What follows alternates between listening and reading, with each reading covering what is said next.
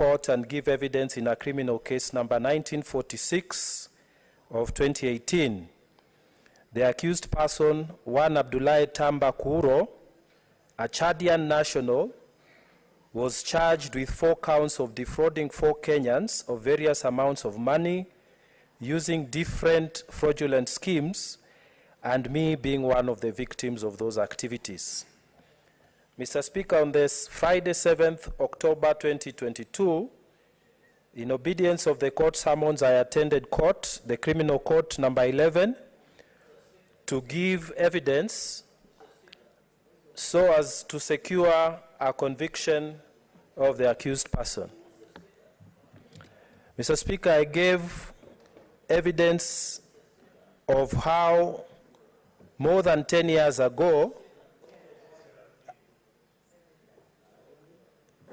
so Speaker, I gave evidence of how more than 10 years ago, I was lured into an alleged oil investment scheme in which 2 rounds, Mr. Speaker, can I be protected? Proceed, Senator Mungatana. Proceed. Cherargei, you don't intervene. No, don't listen to Senator Cherargei. So, Mr. Speaker, when I went to court, I gave evidence of how more than 10 years ago, I was lured into an alleged oil investment scheme in which 2 rounds of investment were paid within 6 months of 2 separate investments, but the accused disappeared with my money on the 3rd round of investment. Mr. Speaker, some part of the media failed, neglected, and/or rejected to report these very simple facts. Instead, Mr. Speaker, they went on to create stories and innuendos. Mr. Speaker. Senator Mungatana, can you kindly read your statement? Yes, I'm reading it, Mr. Speaker. Mr. Speaker, media misreporting created 3 wrong impressions that I wish to correct in this personal statement. Number 1, the impression was created that I consorted with a witch doctor. Mr. Speaker, nothing can be further from the truth.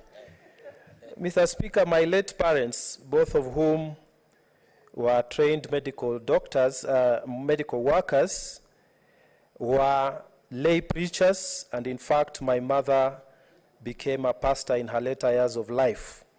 We were brought up strictly as Christians, and I want to affirm to all those who prayed and fasted for this election win that I worship the one true God, maker of the heavens and earth, and his son Jesus. I believe in the Holy Ghost, without whom I will not be standing here.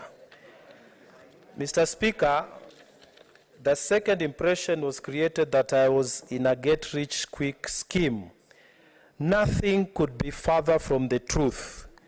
I waited for 6 months for each investment to pay, and any serious investor who knows that it takes a much shorter period to double your investment if you invest correctly in a stock market, especially if you are lucky to have a good IPO.